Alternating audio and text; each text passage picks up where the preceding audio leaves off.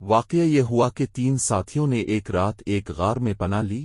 خدا کا کرنا، پہاڑ سے ایک چٹان پھسل کر غار کے منہ پر اپڑا اور غار بند ہو گیا۔ دیو قامت چٹان تھی، بھلا ان کے بس میں کہاں تھا کہ اس کو ہٹا کر غار کا منہ کھول دیں۔ مشورہ یہ ہوا کہ اپنی اپنی زندگی کے مخلصانہ عمل کا واسطہ دے کر خدا سے دعا کی جائے، کیا عجب کہ خدا سن لے اور اس مصیبت سے نجات مل جائے۔ چنانچہ ایک نے کہا، میں جنگل میں بکریاں چرایا کرتا تھا اور اس پر گزارا تھا میرا۔ جب میں جنگل سے واپس آتا تو سب سے پہلے اپنے بوڑھے ماں باپ کو دودھ پلاتا اور پھر اپنے بچوں کو۔ ایک دن میں دیر سے آیا۔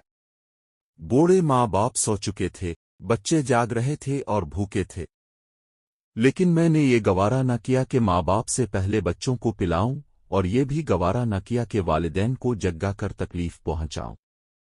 چنانچہ میں رات بھر دودھ کا پیالہ لیے ان کے سرہانے کھڑا رہا۔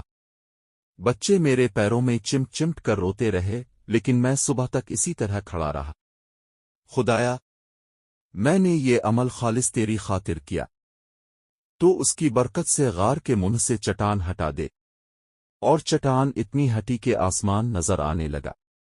دوسرے نے کہا، میں نے کچھ مزدوروں سے کام لیا اور سب کو مزدوری دے دی، لیکن ایک شخص اپنی مزدوری چھوڑ کر چلا گیا۔ کچھ عرصے کے بعد جب وہ مزدوری لینے آیا تو میں نے اس سے کہا، یہ گائیں بکریاں اور یہ نوکر چاکر سب تمہارے ہیں، لے جاؤ۔ وہ بولا، خدا کے لیے مذاق نہ کرو۔ میں نے کہا، مذاق نہیں، واقعی یہ سب کچھ تمہارا ہے، تم جو رقم چھوڑ کر گئے تھے۔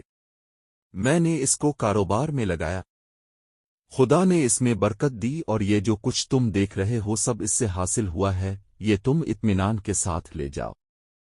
سب کچھ تمہارا ہے۔ وہ شخص سب کچھ لے کر چلا گیا۔ خدا، یہ میں نے محض تیری رضا کے لیے کیا۔ خدایا، تو اس کی برکت سے غار کے منہ سے